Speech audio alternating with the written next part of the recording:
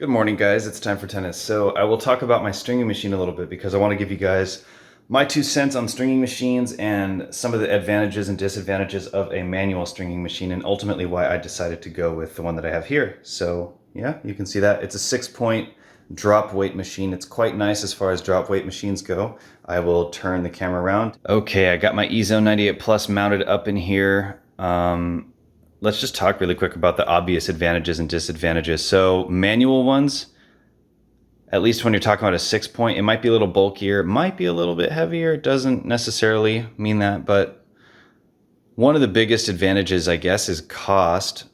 At least for the quality of your string jobs, I would say that the stringing machines cost a lot less for manual. Now, if you only want to spend a couple bucks, you're going to get like a basic 2-point stringing machine, and you can do a perfectly good job on those. But when you only have 2 mounting points and you're using butterfly clamps, it's a little bit, maybe not the best quality. But honestly, that's a kind of a heated debate if you ever go onto the Talk Tennis forums or something, which can be a very toxic place to talk about anything controversial. But let's talk about mine and how it stacks up against the electronic options out there.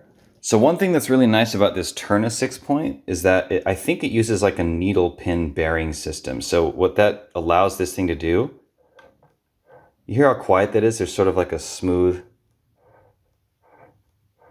there's a very smooth and quiet sound, but it locks in place without having to ratchet. A lot of the manual ones have like a which is going to wake everybody up if you're doing string jobs late at night.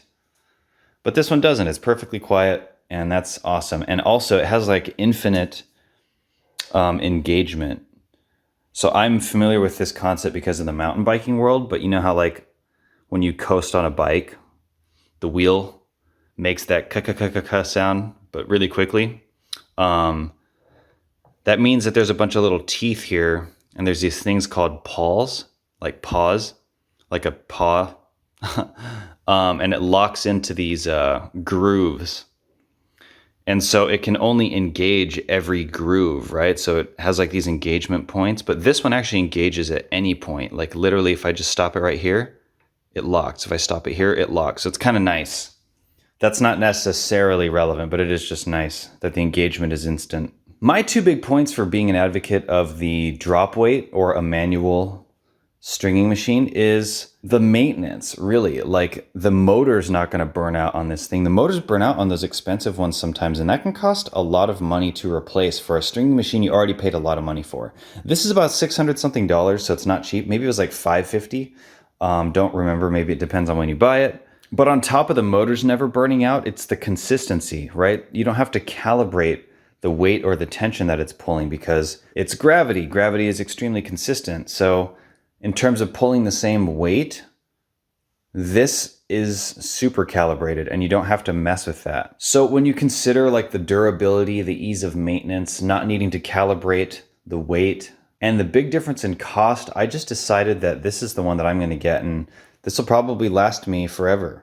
We'll see about that. I'd knock on wood if there was any in view. That's my 2 cents. You can obviously find out a lot more and get all this research and maybe make a decision or something, but that's my 2 cents on it, and that's why I ultimately decided to go with a 6-point manual drop weight. If you're just getting started with this, maybe you should get a 2-point, but if you want to go all out, so to speak, you can do that for only maybe $500 as opposed to the electric ones where you can maybe going all out would cost several $1,000s. Anyway, there you go. That's why I decided to go with a manual over an electric, and hopefully that video was helpful for you. If you like the content, you already know what to do. I don't want to ask you every single video. I'll ask you sometimes, but I'm not going to ask you now because I asked in my last one. So, not that there's any shame in asking, but I just don't want to be redundant.